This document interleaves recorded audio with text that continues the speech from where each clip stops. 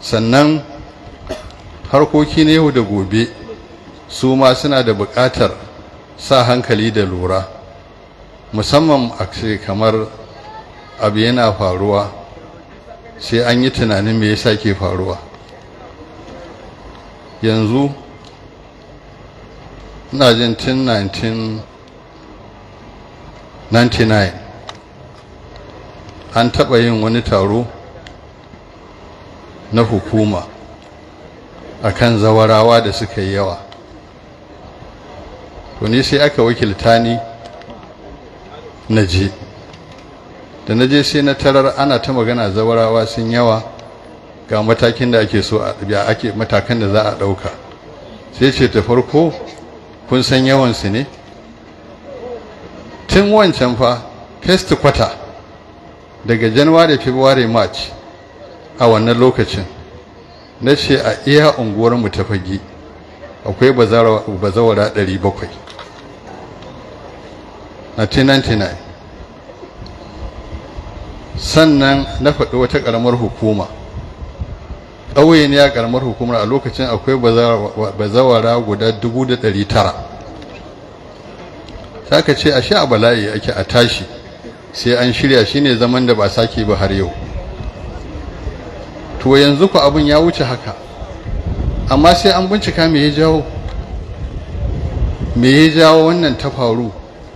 Sannan da in an tashi za ka ga mace ana ɓara kai saboda ita, a kotuna za ga rigingimu ne na wani ya ɓara wani kai saboda 'yar gidan wani. Yanzu ko ba a yin wannan.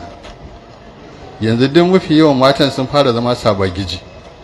Akwai 'yan shekara 50 'yan mata ne a gidajen iyayensu. Mai shekara 30 ai tsakuwa ce, abinda bahaushe yake kira kwaila, kamar kwaila take. Amma masu 50, akwai ran da na taɓa yin wata lecture a legal studies, zan fito wani ya tsare bakin ƙofa haka, na ce lafiya, sai ce wakili ne ni, kai wa Allah ka saurare ni. Na ce na wa Allah na saurare ka. Sai ce wata ce ta turo ni, shekara ta 50 a gidansu, kai wa Allah ka sama mata miji, in yi aure ta kwana 7 ma ya sake ta huta da gori. Wannan maganar da nake yi ta fi shekara 15. Yanzu abin karuwa yake ta yi, kullun karuwa. To amma me ya jawo? To ana da hankali shine abin da za a zauna a duba me ya jawo, wani mataki kuma za a bi a yi maganinsa.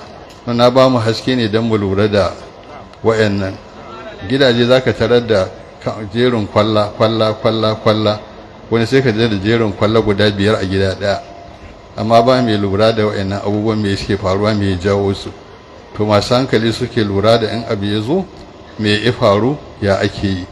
Kai a ƙa'ida ta masana sun ce ko kulab na bal aka cinye ɗaya, to waɗanda suka cin bai kamata su tafi aka ba, sai sun an yi fani da hankali ya aka yi suka yi nasara. Waɗanda aka cinye sai sun yi bincike ya aka yi aka cinye su. Ƙa'idar rayuwa haka take, duk abin da kake da hankali sai ka bincika shi. To don haka ya kamata mu lura, hankali jari ne da babu irinsa, mu dinga amfani da shi a cikin al'amuranmu na rayuwa, na mu ɗaiɗaiku da kuma jama'a da hukuma, ya za a yi.